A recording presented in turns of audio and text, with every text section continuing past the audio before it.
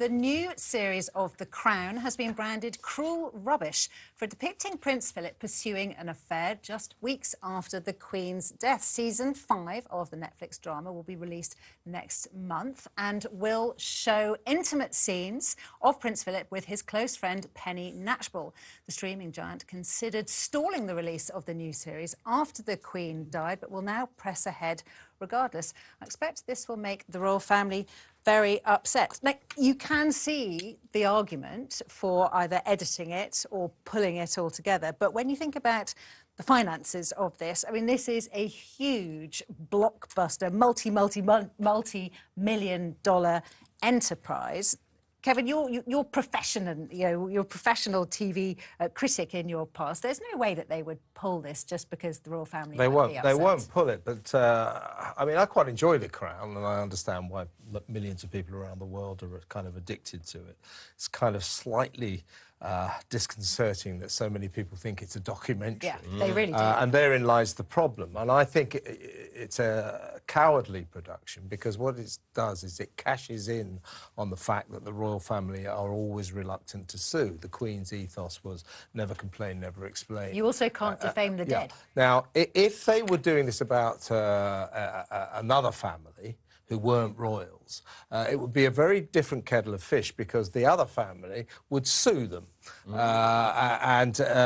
This drama fabricates events left, right and centre, so we have no idea whether this was true, and they just bung it in because it's great telly and it's entertaining. But Kevin, it does say at the beginning that, or something to the, very much of it. This isn't all factual. Yeah, but if somebody makes a drama about me, I wouldn't recommend it. But if they do, it doesn't indemnify them. Just if they say this drama about Kevin O'Sullivan, some of it's not true, well, I can sue their backsides. There was that. I think it was a series, Inventing Anna, if you remember that. And they had, this story is completely true, apart from the bits that are totally made up.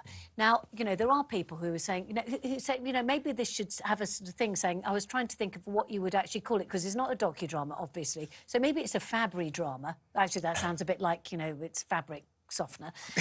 But at least if you actually made more of the thing, or at the end, maybe, put these things are true. But I know this is a drama, and yet the blurring of the lines is so clever that I then start to think it is historically accurate, and I think you have to completely rethink and recheck the entire time. The closer it gets to now, the closer it gets to the royal family as they are now, the more uncomfortable it gets. So this is in the slipstream, of course, of the Queen's sad death and the funeral, and, of course, Philip's death. And, of course, there's that well-known principle in journalism, dead men can't sue and don't sue. Well, they can't, actually. So it just feels a little bit exploitative, and some of these members of the royal family are just being treated as pawns. The Queen died.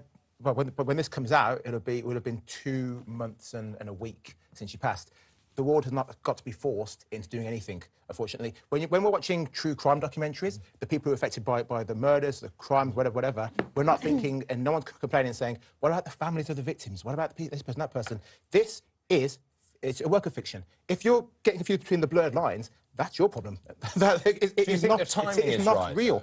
I think it's a TV show, and Netflix's concern is nothing to do with the timing of who's passed. Netflix's concern is entertainment. If British people want to support the Queen and think this is outrageous, they cannot watch it. I mean, we'll see. We'll see that. It's not a legal defence to say it's a work of fiction. That it's got real people in it, and if they choose to sue because the events are not true and they're defamatory, then Netflix will go down. They will lose. I suppose one of JJ's points is that Netflix, or certainly one of my points, is Netflix is making a huge amount of money out of the royal family.